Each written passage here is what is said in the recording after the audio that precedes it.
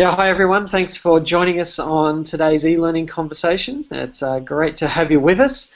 We always love it when you use the Q&A app and you send us through questions. So just want to let you know right up front, there is a Q&A app that you can ask your questions, and if we have time, we'll certainly get through and answer as much of those as we can.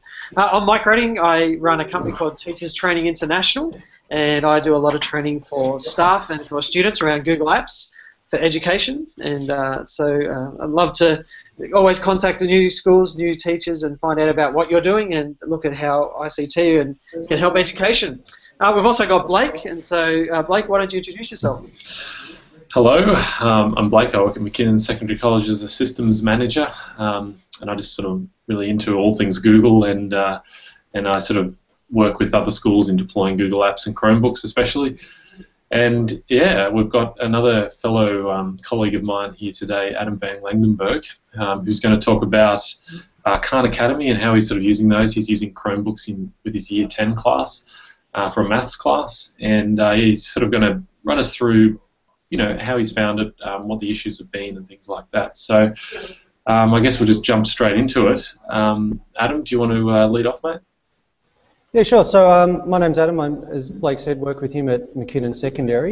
I have been trialling a program for the last semester where I've been running one elective maths classroom exclusively using the Kahn Academy website. So it's been quite a big change from, instead of me standing up at the front of the room teaching, getting kids to do questions out of the textbook and so on, they're directing a lot of the learning themselves by watching videos online and then going through and doing quizzes online. And getting, you know, instant feedback, control of exactly what they're learning, control of the pace that they're learning, and so on. Yeah. So do you use Google Forms for those tests? How are you administering that? No, the tests are done by the website itself. They have a whole series of quizzes based on every single topic, and those quizzes are randomly generated. So just to actually get the practice questions in, the students go through and they just do them themselves.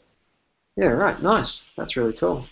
I'm interested. What got you exploring this new way of teaching and different models and so on? I'd heard of the Kahn Academy before, but I'd only known it as a series of YouTube videos. And when I say series, I mean hundreds and hundreds of YouTube videos on different mathematical topics and different things in science. I think there's chemistry and physics, biology, there's computer programming, economics, arts, all these different things. And then just last year, one of my students pointed out that they have a website. And the website, it's not just a collection of the videos. You make yourself a free account, watch whatever videos you want, do quizzes that you want, do these little mastery challenges, get a really nice point scoring system where the more videos you watch, the more questions you attempt, the more points you get, and more points let you unlock new badges. So there's this whole you know, gratification feedback system built right into it. And I had a play around with it last year and thought, well, I'm running an elective subject. It's an elective maths subject, and the idea of the subject is really just preparation for Year 11 maths methods. It's one semester long, and I thought it'd be the perfect trial ground. Give it a shot with this class and see how it goes. Yeah, awesome. So maybe it might be a good idea if you could just show us what that looks like. Like, you know, it's kind of difficult to envisage how that works, and I know that Kahn Academy provide all the content, so you really don't have control over how it's delivered. It's sort of student-centered learning, isn't it, where the students write at their own pace? It's mastery-based and it's self-paced as well. So what the mastery-based means, when they get onto one little topic, they don't have to move on to the next one until they fully understand what they're currently doing. So instead of a more traditional classroom where I might say, okay, today we're doing you know, this type of quadratic factorization, and whether or not you understand it, tomorrow we're going to move on to the next one. And then if a student's falling behind, it means that they can, you know, they can start to get more and more behind the more they go along. The mastery-based system of the Kahn Academy means that if it takes them, you know, 3 lessons to do that one topic, they can spend that 3 lessons doing the topic. And it can mean that they might fall a little bit behind, but then they can catch up in their own time as well. They're not dependent on a teacher being ready for them. And you see that, I don't know if anyone who's watching has seen Salman Khan's famous TED Talk, but if you haven't, we'll definitely put that in the link to the show notes afterwards. But in that TED Talk, he talks about people when they hit a certain module slowing down, you know, students slowing down on certain modules, but then them catching straight back up again. And in traditional teaching, that that has been a problem where they slow down and they never catch back up. Yeah, He's saying exactly. that they're able to catch back up on other things that come easier to them. Yep. So, yeah, that's really interesting. And they can do that completely in their own time as well. So there might be one little topic and they think, okay, I don't quite get it, but I can still move on. And then a few days or a week or whatever down the track, they decide they want to get back into it. They can just go back, attempt that module again, watch the videos, attempt some more questions, and just do it whenever they're comfortable with it. Cool. So what we might do is in a minute, we might get you just to pull up on your screen. There's a way to screen share on the menu on the left, where we can have a look at the Kahn Academy. But while you sort that out, I was just thinking, you know, you're using, obviously, the Year 10s, they're all using Chromebooks, and all that has worked pretty well. Yeah, look, there have been the odd little teething issues because we've just been using Chromebooks for the first time this year, but for the most part, everything's been fine. A couple of little things that have happened, and I mean, this is to be expected. Instead of kids not bringing their textbook to class, you'll get kids that have left their Chromebooks in their locker, or instead of them forgetting their pencil case, they'll have forgotten to bring their charger and they won't charge the Chromebook overnight. So you still do have a few little issues like that. It's not a perfect paradise of a teaching situation, but there are no. I feel like there are no extra issues. The only issues in the class, they're different, but they're not additional to a regular classroom. Sure. So I can see your screen now. Do you want to run us through, maybe log in and take us through, just for people that sort of don't understand or don't really know what Kahn Academy is or haven't heard of it, just run us through sort of what it looks like and how it all fits together, because I know it is kind of very different from what you'd expect. I mean, it's not a lot of involvement from the teacher's end. It sort of runs itself, so to speak. It's just about you setting up the classes and then the students sort of going in and self-pacing themselves and looking at the modules they want to do and working through them. So you'd be interested to see from a teacher's perspective what stuff you have access to, what you can see about their learning, and also what the modules look like to the kids and what they can expect as learners. Yeah, absolutely. So you can see my screen now? We could. We just lost it then. I think you just click on that screen share icon again. It should come back up. Can you see it now? Yep, that looks good. Got it. Wait a minute, no. So no, just that hasn't come up.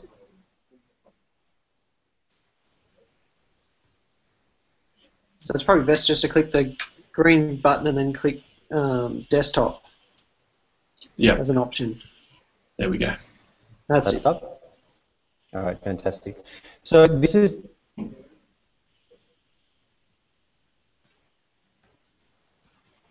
Yep, that's what I mean now. Right, so this is the main screen. This is what the kids will see when they log in. So I'll just give you a brief rundown of some of the nice little features they got in here. You've got this little taskbar or profile that you can set up. These are the number of badges that I've earned. So this is my account. So this is the number of badges I've earned, number of points I've earned, the little avatar that I managed to unlock by getting, I think, 100,000 points. Down here, this is a display of all of the skills that I've worked on. Each of these little grey boxes is a different skill. So if I hover the mouse over there, you've got symmetry of two-dimensional shapes. Or here, order of operations with negative numbers.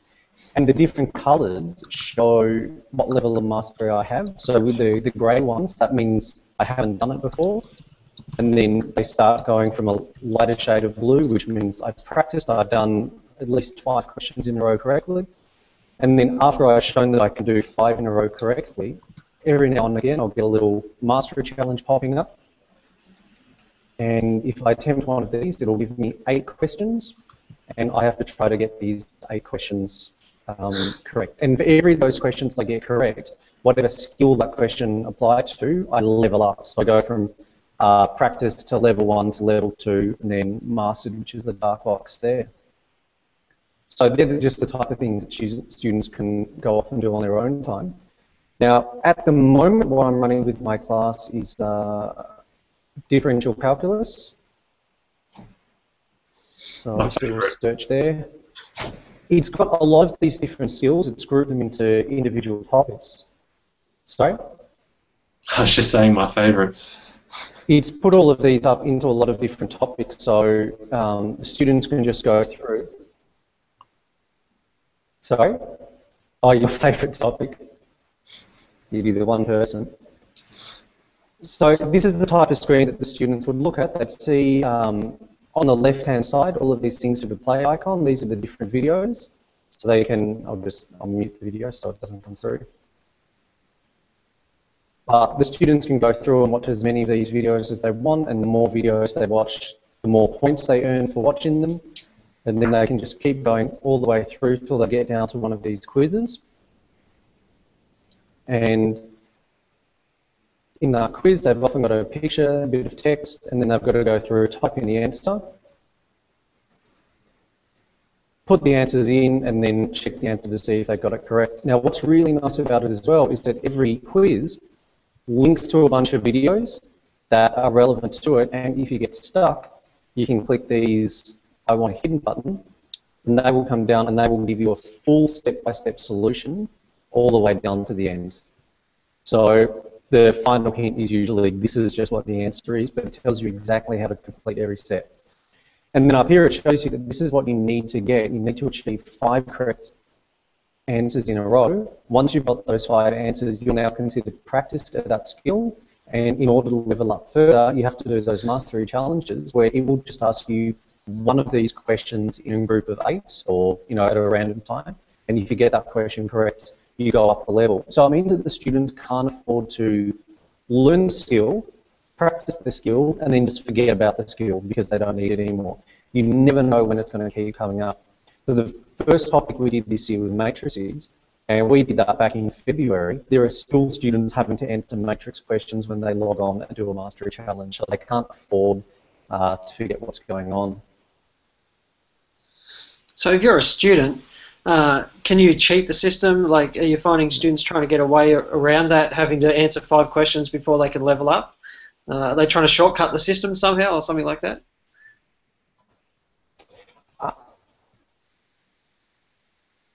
No, look, I haven't had any students figure out how they could shortcut the system yet. The only real way I've seen that a student could potentially cheat is to just plug the questions into a calculator and get an answer like that instead of trying to work it out by hand. So it's possible, but it's no different to in a regular class where a student might do that with their textbook. Yeah, right.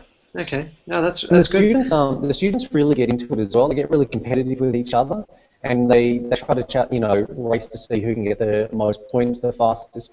And because of the competitive nature because of that nature and because of the points they get, and the feedback that they get is straight away. It's really amazing. I've seen some of the, a few Year 10 boys who maybe aren't necessarily that engaged with their maths, and now all of a sudden they're yelling at their screen and they're pumping their fists in the air with excitement because they're getting these questions right or they're getting the questions wrong. Or whatever, they're actually starting to get a bit passionate about it, and they're doing these things at home as well. So they're going home and they're spending half an hour on the program just to try to earn enough points to beat their friends.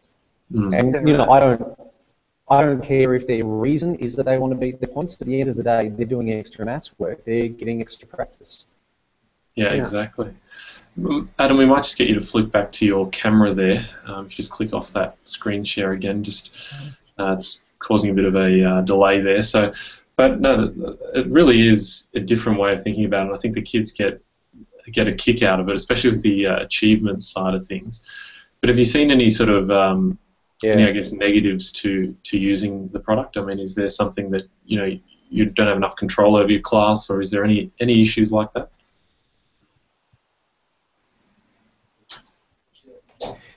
Look, there have been a few little drawbacks to it with classroom management.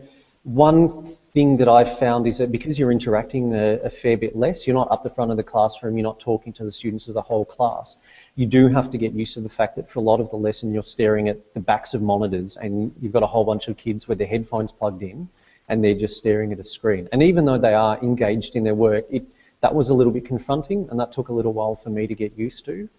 You want the students watching most of the videos at home. I want to try to make this a proper flipped classroom, so they're not just doing everything in school. They're watching the videos at home, then they're doing the exercises in class and coming up to ask for help. That's one thing that's been a little bit tricky, because often you'll get students coming in and they'll say, oh no, I didn't watch any of the videos at home, so I need to watch them here. But like I said, this is the first time we've run this as a subject, so it's going to be a bit of trial and error for the start. As far as management, one thing, of course, I mean, if you give a whole bunch of students laptops and say, there you go, you go and do the work on your own pace, you've got to be really vigilant to make sure that there aren't a few kids sneaking in a Skype conversation with their girlfriend in the next classroom or anything like that. So there have been a few cases like that, but because we're using the Hapara app, it means that I can see their screen at all times, and if I see that they're doing the wrong thing, I can shut down whatever they're not meant to be doing, and I can, you know, send them a message or go over and have a chat to them, something like that. So this is a American-based website, right? So Yeah. how have you found the content has come across into the Australian curriculum? Obviously, there's teachers from New Zealand watching. How do you line all that up? There was a bit of a challenge because not all of the topics are taught in the same way. In some cases, it's identical. In some cases, they might just use a slightly different word more often than we do. So we would be inclined to use the word gradient, whereas it looks like in their videos they're using the word slope a fair bit more. It's not a big deal, and in fact you can consider that a positive, because it means the students are learning new terminologies and they're you know, seeing what it's like from a different country. There have been a couple of little topics where I've looked at the way it's done on the Kahn Academy, and it is handled differently here. And so when it's come to that, I've just said to the students, we're not going to use Kahn Academy for this topic, I'll just teach you this the traditional way. And it's not that it's taught badly on the Kahn Academy or incorrectly, it's just it doesn't really sync with the way we want the students to be doing it. So what you do need to do if you're going to set something up like this yourself, you do need to go through the videos on your own and watch them and make sure that they're okay. Go through the quizzes on your own, make sure they're actually testing skills that you want the students to have. It does take a bit of time. What I did was before every topic, I just spent an hour or so doing that myself. But once I've done that, I don't need to do that again. So I'm completely happy with the way matrices are taught, for example. I know that I can just leave that alone and let the students do that in their own time. Yeah, right. So what percentage of, I mean, it's an elective class, but what percentage of that class is taught through Kahn, and what percentage would be taught through textbook or rote learning or whatever other strategies you might have? Well, at the moment, I'm doing 100% with the Kahn Academy, except for the odd little bit where, for example, circle functions. I didn't really like the way it was handled on the Kahn Academy, so I did that myself.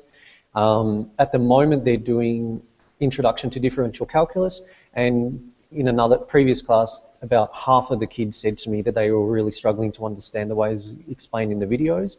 So I just gave them my own introduction to it, and then the kids went, oh, okay, now we get it, now we feel, you know, confident enough to go and do this ourselves. Mm-hmm. With that circular function stuff, every student. Sorry, and with the circular functions, the kids, you know, I mean, they're still going to see that module there, aren't they? So are some of them just going off and doing that themselves, or you know, you're saying, well, I'm doing it, you don't need you to avoid that, and they generally avoid that area? Well, what I said to the kids was I decided after going through it myself to just scrap it completely and just completely handle it myself, teach them it myself, give them questions myself. Yeah, some of the kids went on and just watched the videos on their own time and did some of the questions for themselves as well. Okay. So, you know, some of the more motivated students, you'll get kids... extra work. Yeah, exactly. And I mean, that's a funny thing. You give kids work out of a textbook. It's a rare student that goes and actually just does extra things on their own. But when they're doing this stuff on the computer, it's like it's not maths anymore. They're just playing a game. They're having fun. They're earning points. So they're going and doing whatever. I'm walking around and I can see what type of things the students have done. And some of them are going and doing the really easy things. The Kahn Academy is set up to cover the entire, I think, American curriculum from kindergarten up to year 12. So you can go and get a Kahn Academy lesson on how to count to 10. So I've got students sitting there watching videos on how to count to 10, and they're doing quizzes on how to count to 10 just to get a few extra points. But at the same time, you're also getting students going and doing videos on like proper serious mathematical concepts that I haven't told them to do. I don't need them to do it because it's not part of the syllabus, but they're just deciding to go and learn that stuff themselves anyway. Yeah, right. So you can how much extra, like when I first heard about Kahn Academy as a teacher, to be honest, I wasn't that interested in it because my mindset around it was too much work, too much effort. I'm already busy, and I probably can't get my head around the fact that I've got to now teach a different way, go to a different place, and so I had a mindset about that. I mean, how hard is it? Can you start to teach using Kahn Academy and that flipped learning model without a whole lot of extra work? Because initially my mindset was also I had to go and create all the content, I had to make the videos, put together the worksheets. So it sounds like it's almost a done for you service. So how much extra work is there in it? Not very much at all. When I started to trial some flip learning stuff, I went and got myself a graphics tablet and I started making videos on my own, and I think after about a week or two I thought, what am I doing? I'm spending an hour to put together a 10-minute video, and how many these videos do I need to put together? Surely somebody else has already done them. So with the videos on the Kahn Academy, they're already there. I don't need to worry about coming up with them myself. The videos, they get updated, so every now and again you'll see, I think the first few videos he made, they were really low quality, and so they've been going on a process and going and remaking them as well. So they're constantly updating things, and when people find errors in the videos, you can flag that error, and then when they get to it, they'll go and redo the whole video to fix that. But as far as extra work, there's been hardly anything at all, to be honest. I had to go and play around with the website for a while. They've got a lot of really good coaching resources. So when you make up an account, you say I'm a teacher, and which is completely free, by the way.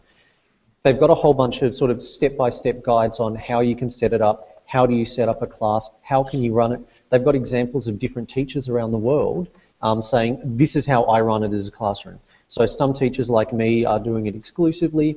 Some teachers are using it as just a bit of extra stuff. Some teachers are using the videos but not the quizzes. Some are using the quizzes and not the videos.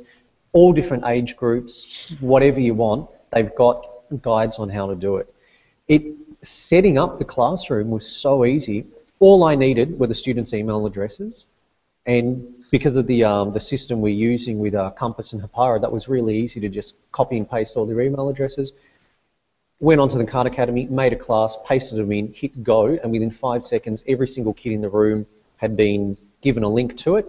And Kahn Academy is synced up with Google and Facebook, so the kids already have their Google accounts through the school. So I just say to the kids, click the sign in with Google button, it automatically adds them to my class, and I'm good to go. Yeah, wow.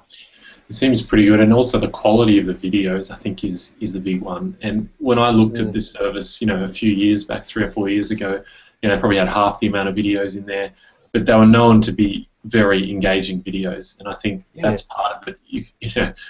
This is why we go and see blockbuster films, because the Kahn Academy have these resources and big money behind doing what they're doing, versus you as a teacher, trying to sort it out on your own. Obviously they're going to get a better result and something that's more engaging and better across the board. So from that point of view, things are great. But where I think they let themselves down a bit was in the management side. It was just a collection of videos, but now the product is so fully fleshed out there. I was very surprised. I mean, you were showing me earlier in the year all the graphs you can get where it'll show where each kid is at in the certain process and how much time they spend on a question, even, I think, or on a topic, and you can break all that down and look at trends over your class, see weak points, everything. So I mean, from that point of view, that must lend you a tremendous amount of help when you're trying to identify weak points or what you need to go through with pre-tests and that sort of stuff. Yeah, I can go into an individual student and see exactly what areas they're struggling with. I can go into different topics and I can see which students are struggling in that as well. So I can go through and I can go, okay, the dependent probability section, a lot of kids are struggling in that one. If they get enough questions wrong, they drop down from below practiced into struggling, and it comes up as red, so I can see that really clearly. So that might say to me, okay, a few students are struggling on this, so maybe I should go and maybe I'll do a little class, just those kids that are struggling, I'll get them up the front of the room and I'll do something with them, or maybe I'll just do something with the whole class on it. It really lets me pinpoint the weak areas, but it also lets me pinpoint the strong areas. I can say, okay, this topic, the kids are picking this up incredibly quickly, so this is something that I know that I probably don't need to spend a huge amount of time on, but this topic over here, I need to spend more time than I would have normally. Mm. And how is that in terms of results? I mean, can you draw any early conclusions about how the students have picked it up in comparison to previous years or anything like that? Given this isn't the first time I've run this subject, but it is the first time I've done it with the Kahn Academy, I feel like I'm getting through more content. Is my feeling. It seems like, and I can't say this quantitatively, but it feels like the students are getting through more material than they normally would be, and students are getting to a point where they're understanding the work. I think at the start of the year with matrices, normally it would have taken me maybe a week longer to get them up to that point that they were. So I'm looking at them and going, okay, so this is extra time that I can then spend on getting them to do other topics in there. So I'm getting through a lot more work, which is really good. And I think if I push it, if I really try to enforce it, you watch the videos at home, you do the work at school, I may then be able to get even more time out of it as well. Mm. And how is that going? How's the blended learning going? Like you're not totally flipped, are you? You still do some instruction in the classroom and things like that. How's that working out? It's been okay. I only really do my own instruction when the case calls for it, like when I didn't want them to learn it off the Kahn Academy just because of the way they taught it, or when they were struggling to understand the Kahn Academy. The biggest real issue with that side of things has been what the students want. So I surveyed the class. I used Google Form just to get the students to write down and let me know exactly how they were feeling about it. Most of the students enjoy doing it that way, learning at their own pace, learning on the computer. There are a couple of students, of course, who said that they would prefer to do it the traditional way. So I think I might have to try to blend it in a bit as well, because I don't want those students feeling alienated or feeling like they're not getting as much out of it. It does also, if you're getting the students to do it entirely themselves, it does require a lot more discipline on the student's part. The student needs to be able to say, I am just going to watch these videos, I'm not going to jump onto chat, I'm not going to jump onto Skype or play Flappy Birds or whatever, I'm just going to focus on exactly what I'm meant to be doing. One thing that I did incorrectly when I started this was, for first semester, I thought I'll try it this way. In first semester, I just gave them, I think, 4 topics, and I said, there you go, learn this, these are what you need to do, and at the end of the semester we'll have a little exam on them. And that did work, it was okay, but the students gave me feedback afterwards and they said they struggled not having a strict timeline. So they said what they would have preferred is if I just said, okay, here's one topic, you've got 3 weeks, and then at the end of that 3 weeks, here's another topic, you've got 2 weeks to do it. And that, I was a bit surprised by that, because that sort of goes against the self-paced idea. But in some ways it still lets them do it self-paced, because even though they know they might have 2 or 3 weeks, they've only got 2 or 3 weeks to do it, it means that the individual topics within that unit, they can do those ones at their own pace. So when we're doing matrices, if they're really struggling with the multiplying a matrix by a matrix, they can afford to spend a few days on it instead of in the classroom it might just be 1 or 2 days. And then it might mean that they have to spend a bit more time at home trying to catch up. But if they don't, in a regular classroom, if they don't understand what the teacher's explained on the board, if they don't understand it then, it makes it really hard for them. They've then got to try to catch up with the teacher afterwards, go through it a second time, or try to teach themselves. With the Kahn Academy videos, if they don't understand the video, they can just replay it. And they can watch it a second time, if they're at home and don't have access to me. And there's complementary videos as well, usually, isn't there? There's sort of other resources they can go and look at as well. You mean like outside the Kahn Academy? No, I mean internally. Like if you're struggling with a concept, usually there's other videos. Like it'll say, offer me some hints, and it'll give you 3 or 4 resources to go to. Yeah, so there'll usually be there's always at least one, but sometimes there might be 3 or 4 videos on a particular little skill, and then after that they might have a couple of examples. I mean, in each of those videos they have examples, but then they might have a few more where they say, okay, here's a question from the Kahn Academy website, let's go through step by step how you should actually work on this.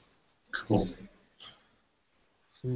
So if you're using this with your elective class, have you got any plans to roll it out to your other classes that you're teaching?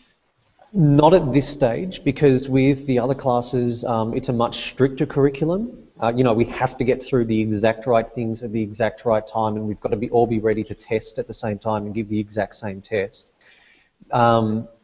I have set other classes up to use the Kahn Academy, but the way I use that is just a bit of an additional resource.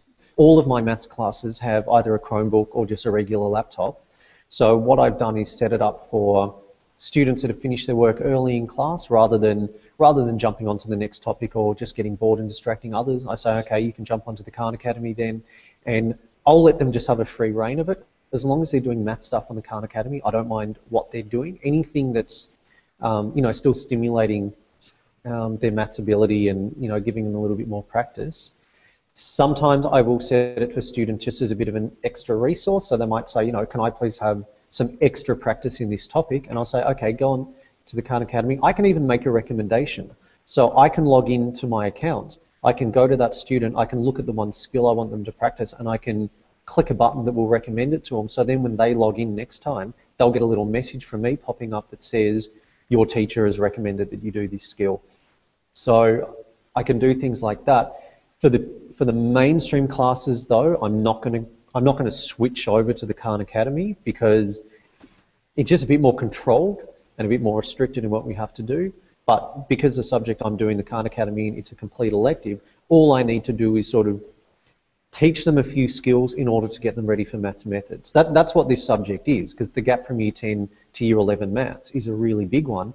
I'm just giving them an introduction to some of the skills so that when they get into it next year, they're a bit more prepared. So it does give me a lot more freedom to run it how I want, which is exactly why I've tried the Kahn Academy for it.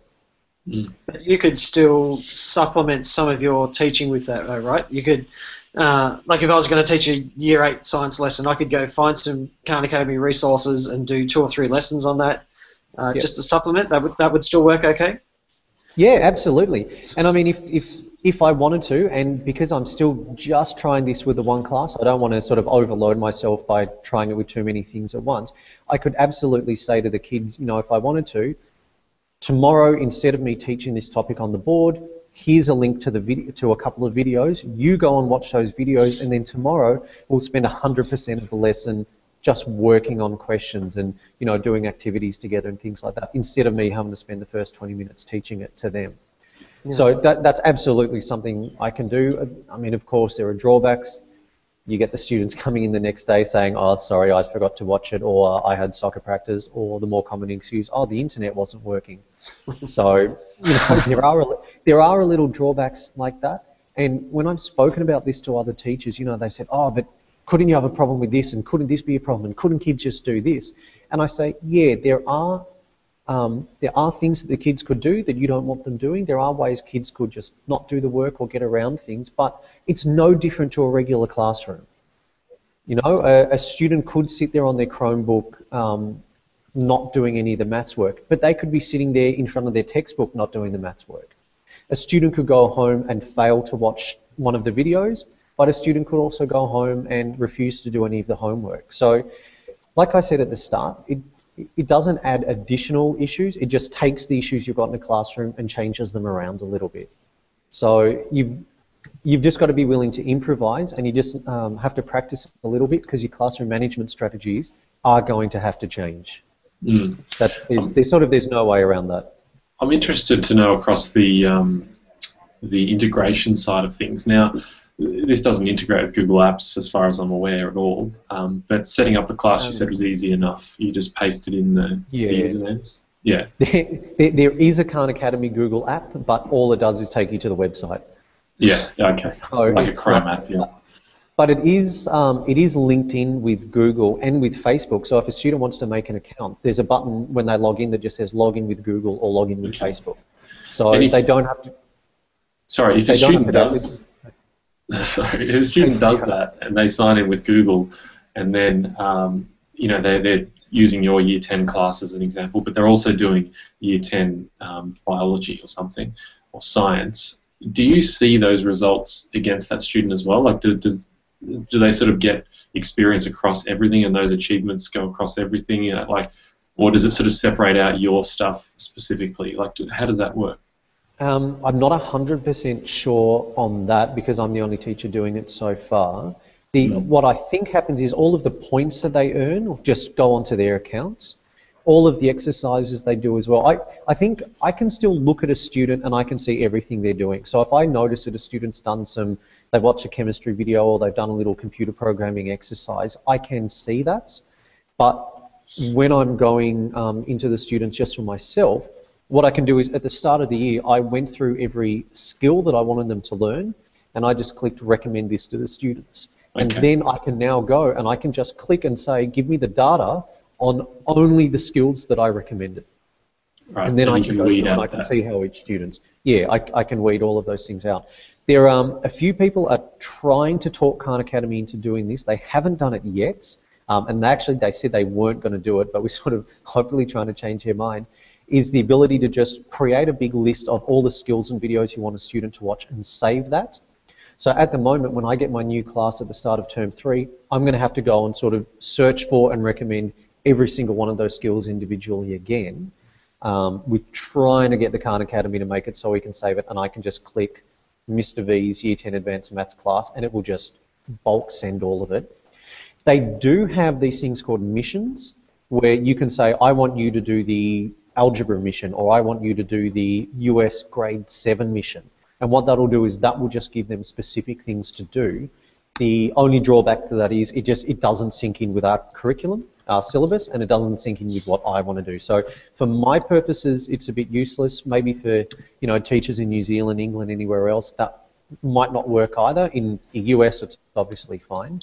But for now, we've just sort of got to do it the long way. What Kahn Academy actually recommends teachers do is they just type up a list of all of the skills and videos they want students to watch, and then they just hand out that list to the students and get them to do it themselves, which is in no way an efficient way of doing it. But at the moment, that's the only option there is. Hopefully they'll fix that in the future. Okay, yeah. So we've got a few questions here, and certainly if you've got any questions around Kahn Academy, we have the Q&A app running, so shoot those questions through. The first one is from a friend of mine, Rebecca, from University of Adelaide. She's saying for classes who aren't able to provide laptops for each student, is it possible for students to work in pairs, small teams, or rotations, or what other strategies could you employ? Yeah, well, I've actually found some of my students do work in teams just naturally. I didn't tell them to do it. I didn't suggest that they do it. They've just started doing it themselves. If they're wanting to watch, if they're and the person next to them wants to watch the exact same video, I'll often see students where they've got their headphones plugged in, they're sharing the same headphone, and they're just watching the video on one student's screen.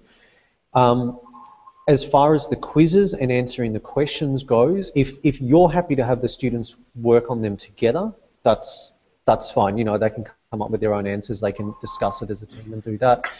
The only issue with that is that if two students are sharing one computer, it would only be logged into one student's account, and then you might have students fighting over whose account gets logged into, so whose account's going to get all of the points for that lesson. But if you're not too worried about that, if all you want is them to watch the videos, go through the quizzes and practice the material themselves, then they can work to a computer fine. And obviously the advantage here is if you want to flip your classroom, you can get them to do the exercises at home, and then you can look at their progress throughout the term. Yeah.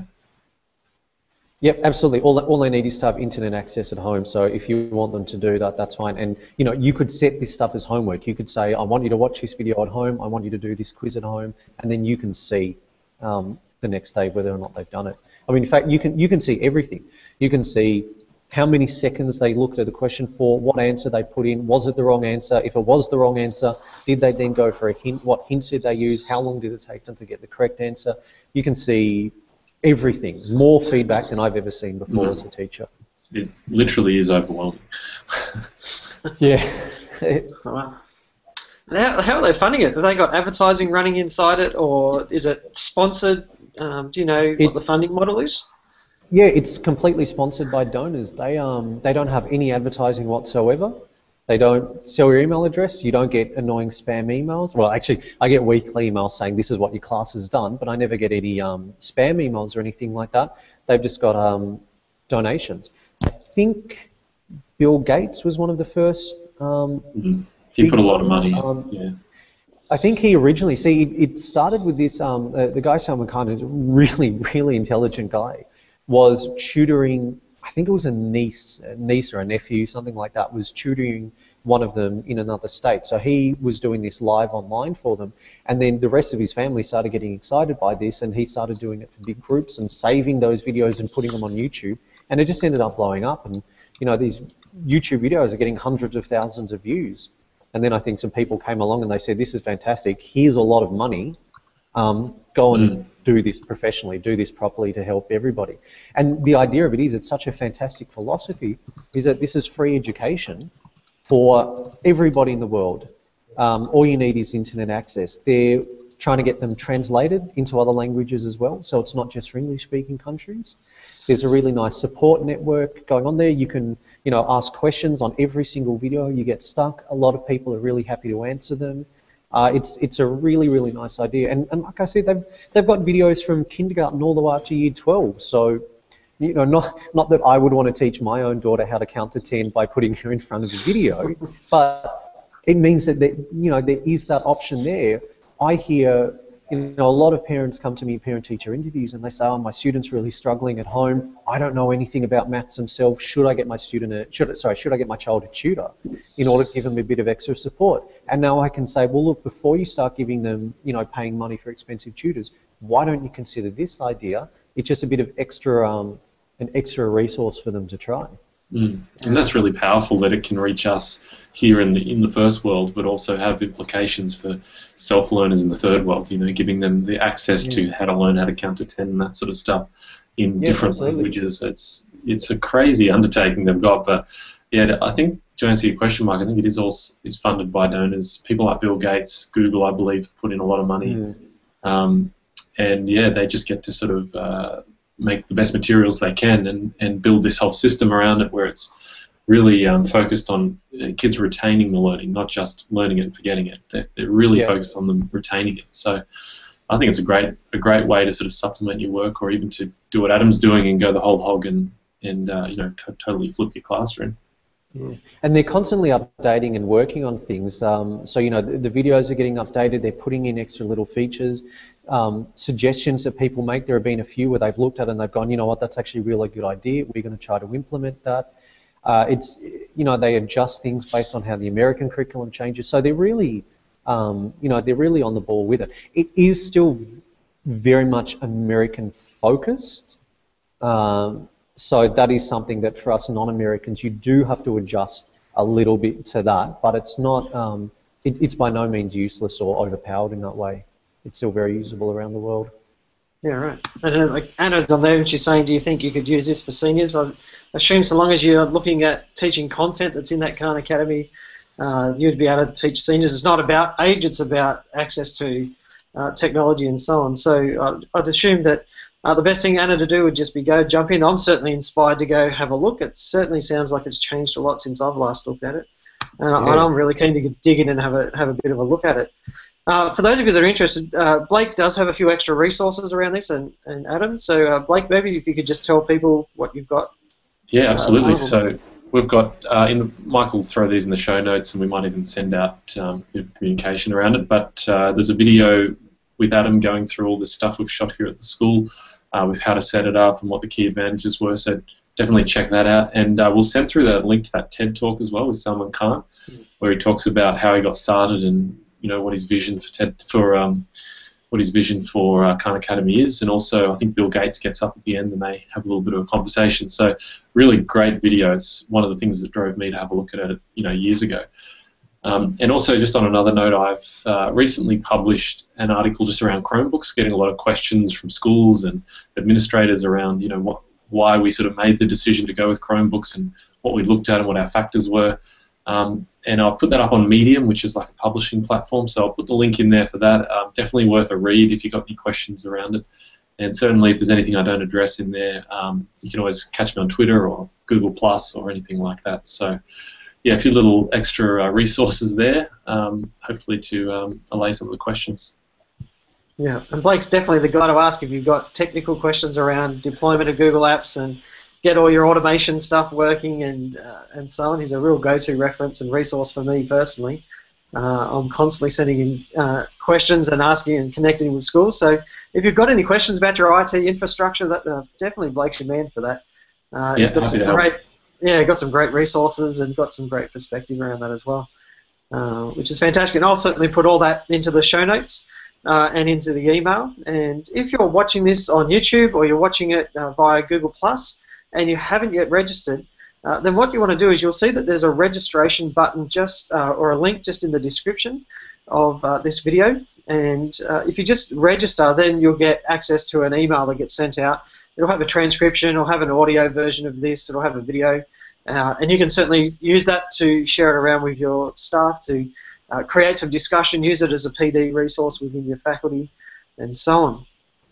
A couple of things I want to just let you know about. Next week I'm up at EduTech in Brisbane, which is a big conference, technology conference in Brisbane. I think it's Australia's largest technology conference, I think.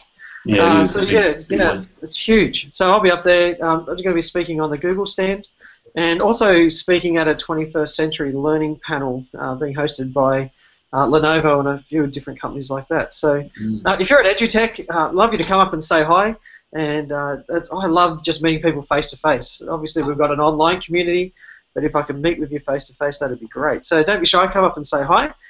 If you're a New South Wales teacher in Australia and you're interested in deploying Google, then we have a bit of a Google Apps and a Chromebook showcase, which is happening in Sydney at Arthur Phillip High School. They're a Department of Education school that have done their own Google deployment, got their Chromebooks running, about 700 or 800 of them. And so if you want to see how a department school is running an online learning curriculum and they're using Chromebooks well, then let me know about that and we'll see if we can squeeze you in. I think they'd almost registered out, but let me know and we can certainly try and squeeze you into that one, which would be great. Is that it, Mike? You're not flying to New Zealand, mate? You're not flying around the world somewhere? Somewhere exotic? Got nothing for us? Just Brisbane this time, so... Brisbane and then back to Sydney. So yeah, no, it's all good.